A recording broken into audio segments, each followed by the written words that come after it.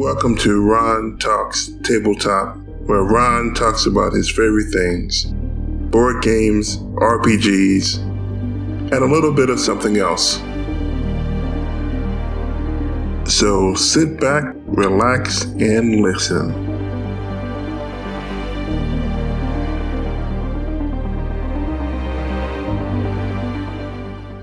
Hey everybody, Ron here, and welcome to episode 2 of the Ron Talks Tabletop podcast. I feel really good about the performance of episode 1. People seem to be listening to it and liking it. Thank you so much if you've listened. And if you're here for the first time, thank you so much for trying me out. Today's episode, in the RPG Corner, we're going to be covering the Ironsworn RPG by Sean Tompkin. In the board game highlight, we're going to cover Red Rising by Stonemair Games. And for the Lagniappe today, I'm going to have an interview with Robert the Narraider, who is the author of the Peace RPG, which is forthcoming. I hope you folks enjoy and stick around. And now, on with the show. Hi, Ron here with a note about the interview.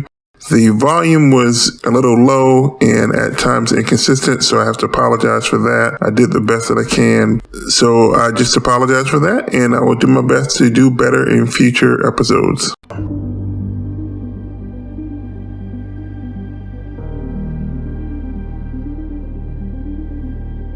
RPG Corner.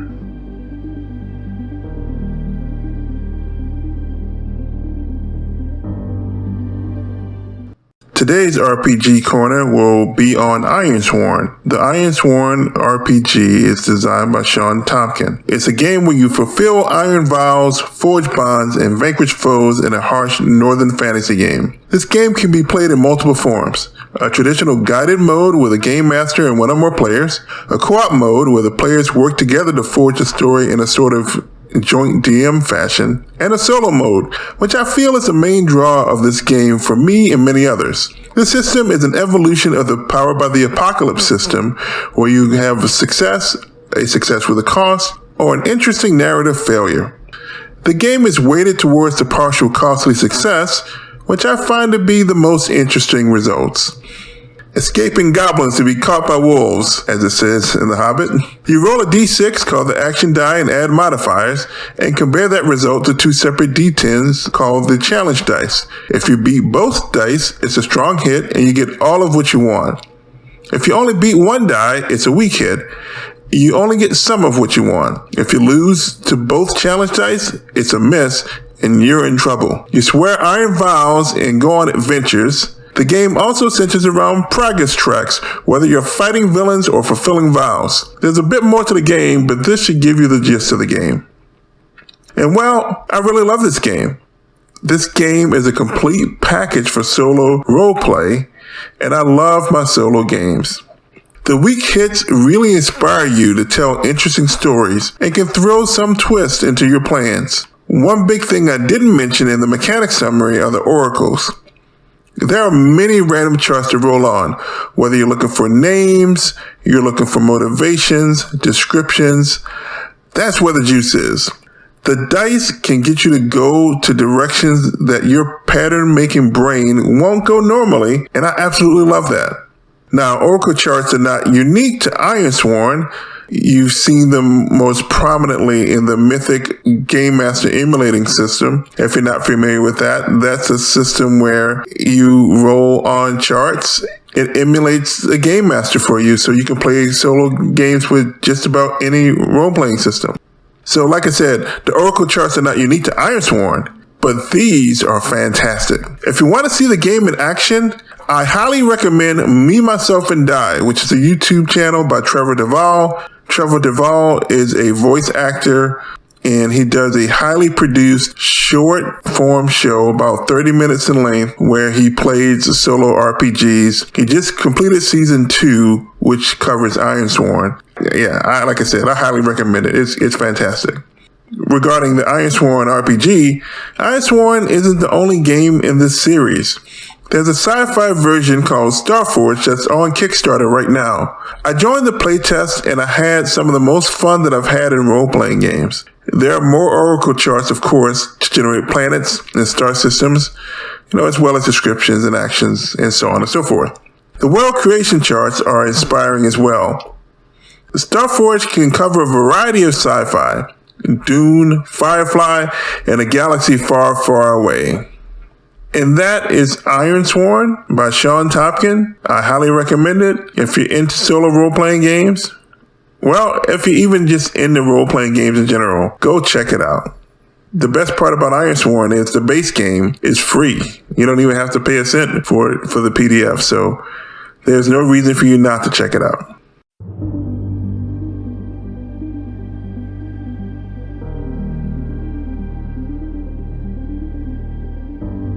Board game highlight.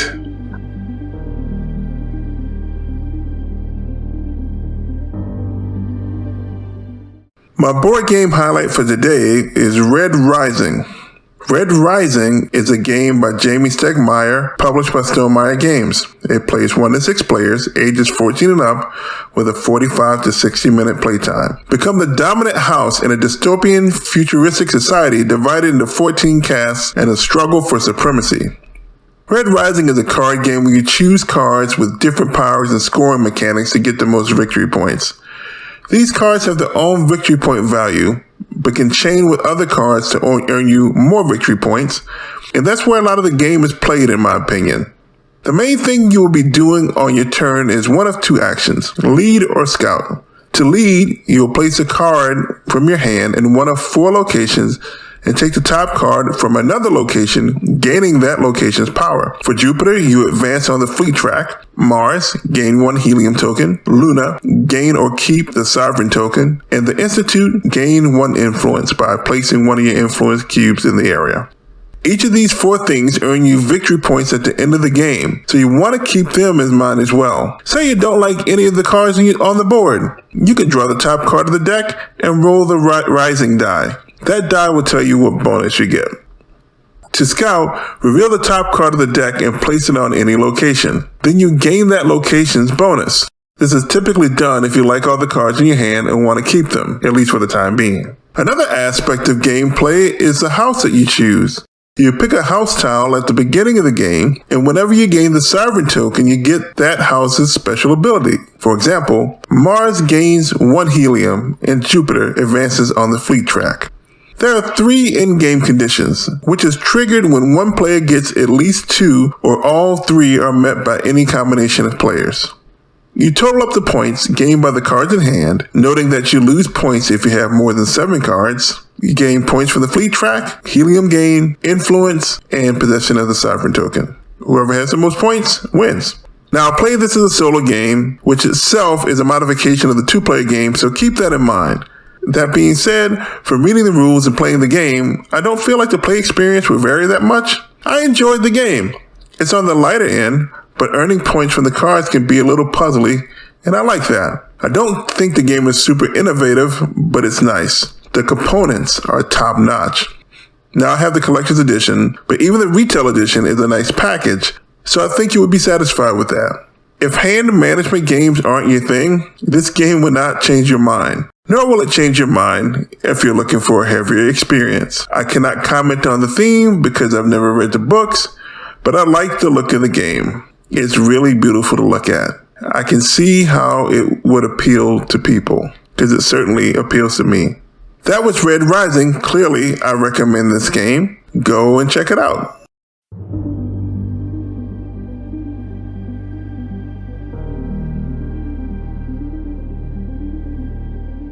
Lagniappe.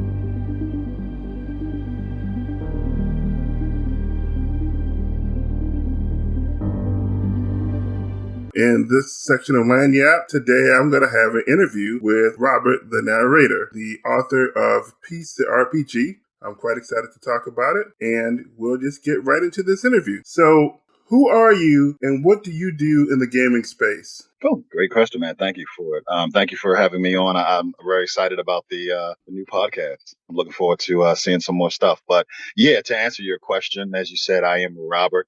the narrator. I have been in the tabletop role playing game hobby for 30 plus years. 30 or more years ago, I had three friends ask me if I wanted to play a game that I had never heard of. And that game was Champions, the super role playing game, which is probably different from the story that other gamers have when they come into the hobby. But my first experience was Champions.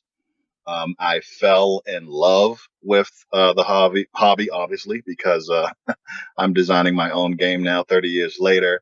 Probably 16 years ago is when I finally committed to bringing peace to life. You know, it's been, of course, it's been an off and on process, but I have finally completed the game about 5 years ago.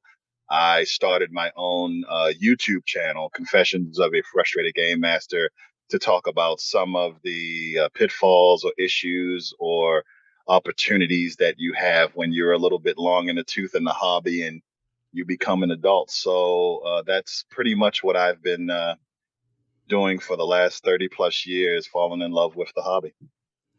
That's fantastic. And as a matter of fact, I found you in a Facebook group where your YouTube channel was advertised, and I subscribed to you, and I enjoy your content. Thank you. And so hopefully other people will also go and find you. I invited you to do this interview so that you can talk about Peace the RPG. So what is Peace the RPG? What's the premise? Cool. Yeah, I'll give you the elevator pitch. So, when a lot of people hear the title of the game, Peace the RPG, and they find out that it's a high fantasy RPG, I think a lot of people assume before they hear the premise that peace refers to what will happen in this tumultuous high fantasy world after the good guys win. Yay, we've won.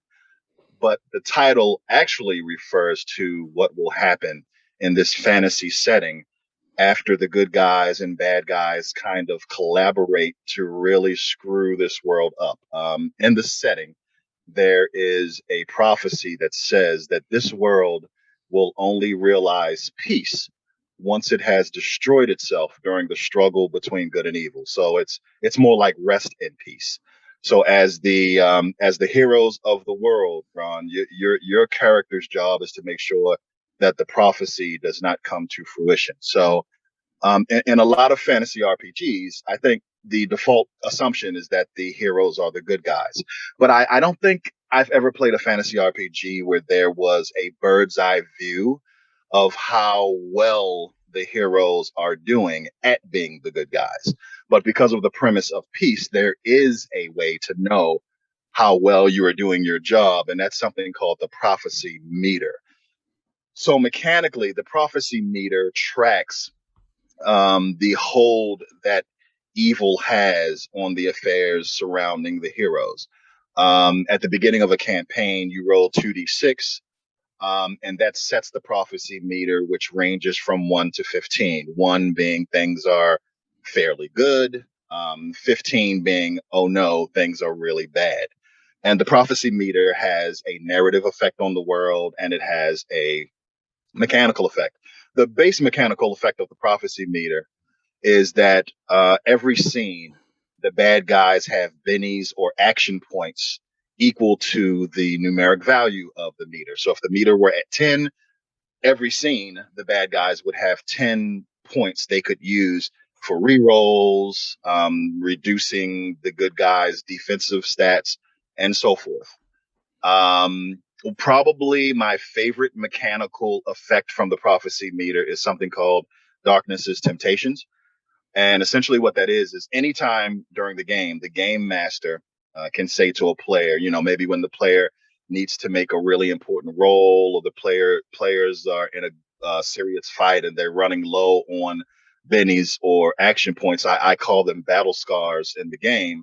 The GM can say, "Hey, would you like a battle scar?" And essentially, what that is evil trying to tempt um, the hero. And if the player or the hero accepts the battle scar, they have to roll on a chart called Darknesses and Temptations. And a lot of outcomes could result. But it's the chart is weighted in the hero's favor, or why would they ever accept the battle scar, the temptation of evil? But my favorite outcome on the darkness is temptation chart is the player or the character becomes corrupted, and then at that point they can always access the bad guy's battle scars for their own use.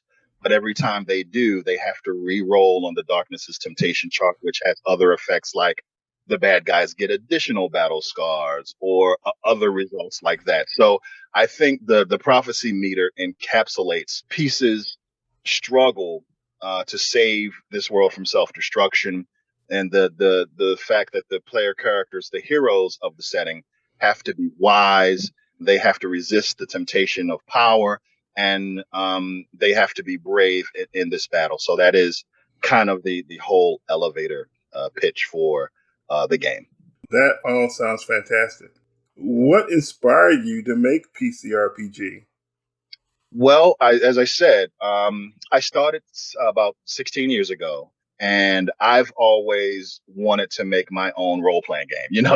I've been in the hobby 30 plus years. Maybe in year 5, I wanted to make my own, role playing game because I fell in love with the hobby so much. Um, but yeah, I finally committed to the idea about 15 years in, and so that was a given. I've always wanted to make my own game.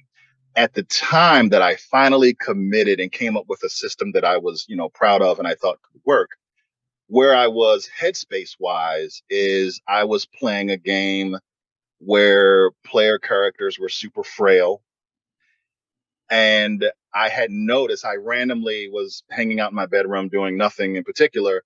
And I randomly had the thought that, you know what? Of all the fantasy RPGs I've played, I've only played one or two that didn't make my character feel like a supporting character in a fantasy novel at some point in their career. Of course, usually, obviously, at the beginning.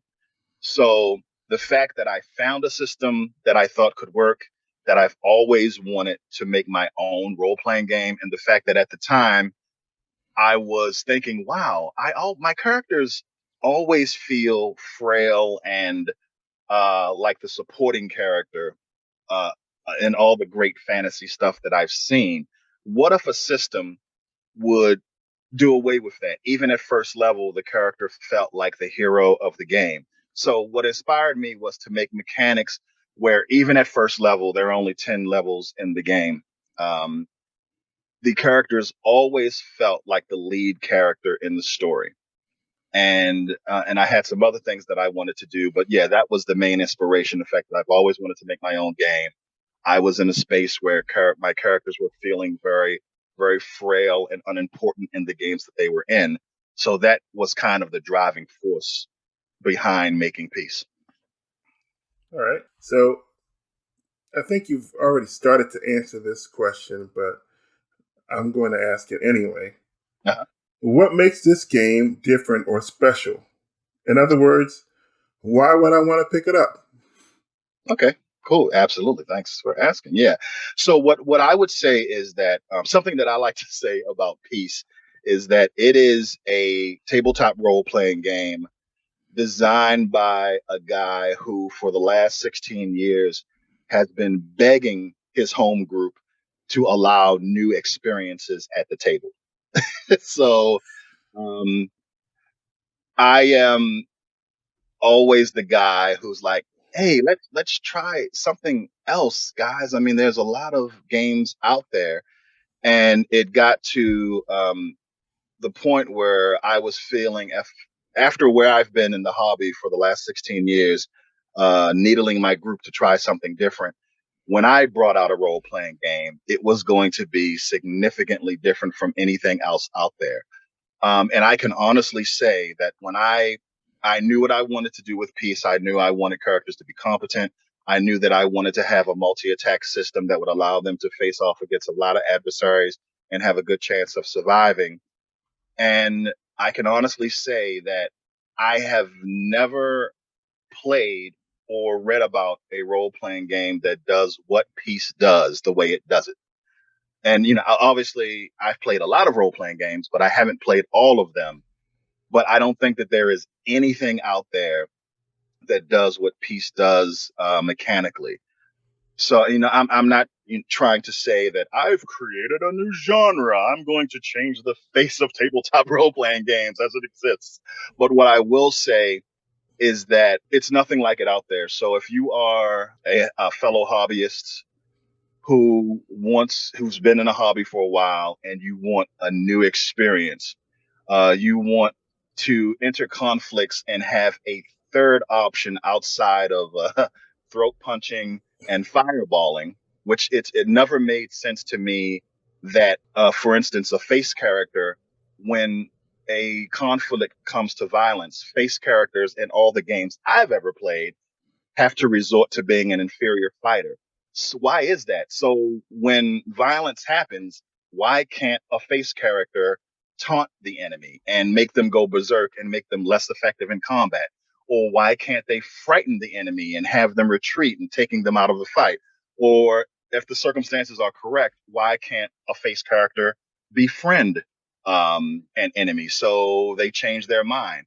And in a lot of role playing games I've played, this was one of the focuses of Peace. The idea of being able to use your personality and your charisma to have a legitimate effect on a conflict usually doesn't exist. I mean, maybe you get a persuasion check and the GM has to make an arbitrary decision that, okay, I'm going to let you talk your way out of this set piece battle that I spent all my time working on, which, we know how that's going to go.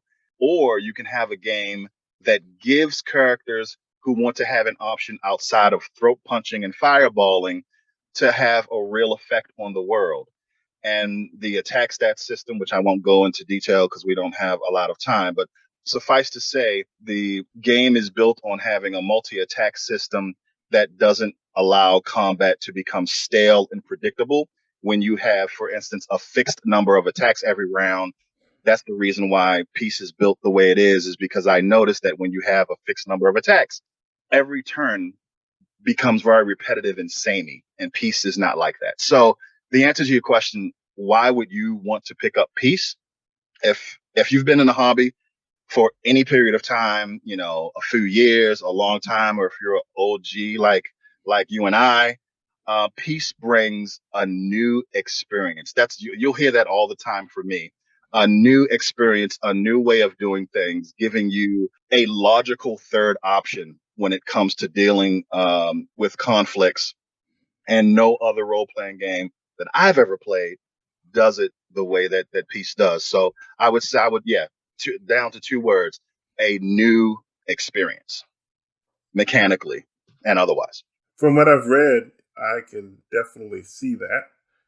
It looks fantastic and mechanically and narratively satisfying, as a matter of fact. So, is there anything else about the game that you want us to know? Absolutely. So, after so many years of trying to bring this game to life, I am very close to kickstarting the game. Right now, I am in the process of building community and awareness around Peace the RPG. That's why I'm so grateful that you allowed me to come on, and I'm really excited that I've had an opportunity to talk to you and share the game with you and your audience. But if you go to peacetherpg.com, PEACE, therpg.com. Probably by the time that this airs, we will be doing a subscription drive.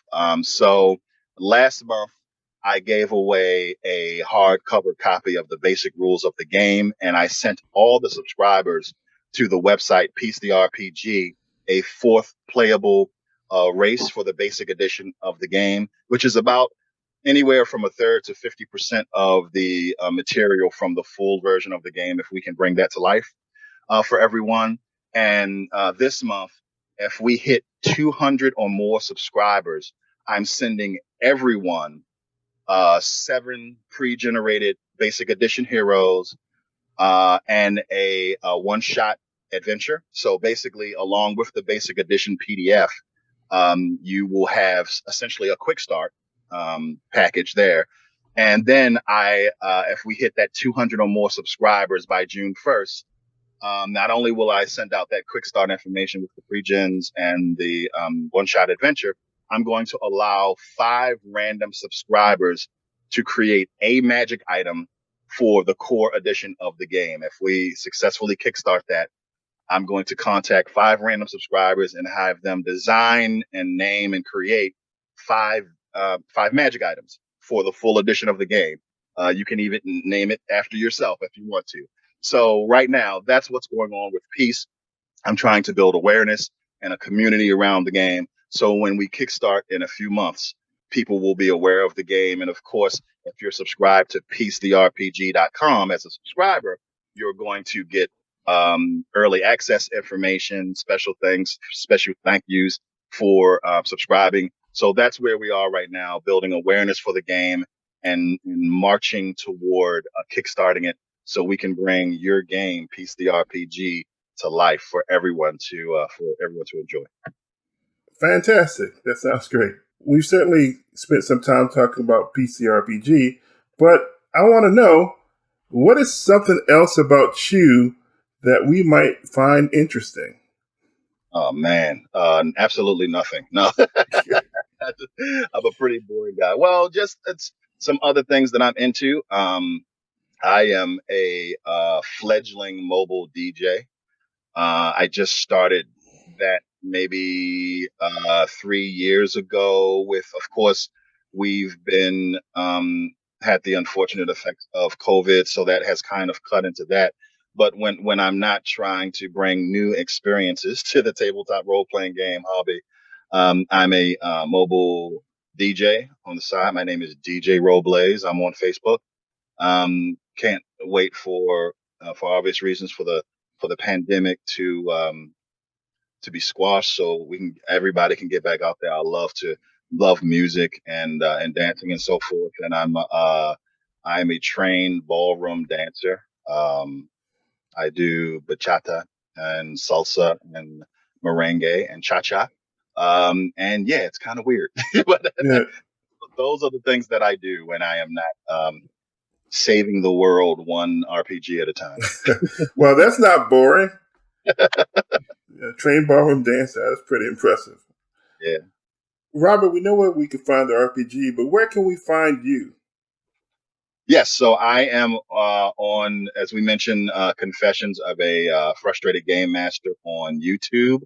I am on Facebook, piecetherpg.com, and also on Twitter, piece, I think, underscore the RPG.com. But if you just put in peace, Peace, as in love and peace, the RPG, I'm sure you'll be able to find me on Twitter. And of course, as I mentioned, Piece the RPG.com is the website. You can find information about the mechanics, see the videos that I've done a few months ago. You can see some art. And if you wanted to download the free 280-page PDF of the game, you can also get that. If you wanted a copy of the hardcover, you can also purchase that online. But more importantly, please everyone subscribe, and you'll get some real goodies for giving peace a chance. Is what I like to say. So definitely go to the website and check it out. That's great. Those links will be found in the show notes when this podcast is published, so you can find that information there. Thank you, Robert, for joining me today on my podcast and letting me do an interview with you. Thank you for having me, man. I really enjoyed it. And like I said, I'm really looking forward to what else you do. And I love your stuff because you really love supers. And sometimes I don't think in the hobby supers gets as much love as they should. So that's what really drew me to your channel in the first place, is that you really like supers. So I really like that. That's where I started. Okay. Well, you're not going to be disappointed because I love supers, role-playing games, and board games. And you can be sure that there'll be more of that content coming in the future. Awesome. Well, thank you once again for joining me. I will catch you around the internet. All right. Thank you for listening to the Ron Talks Tabletop podcast. All music is by Scott Buckley and covered under a Creative Commons license. Find me on Facebook and Instagram at Ron Talks Tabletop, on Twitter at Ron Talks TBTop, and on YouTube as Ron Frazier. Until next time, safe travels, my friends.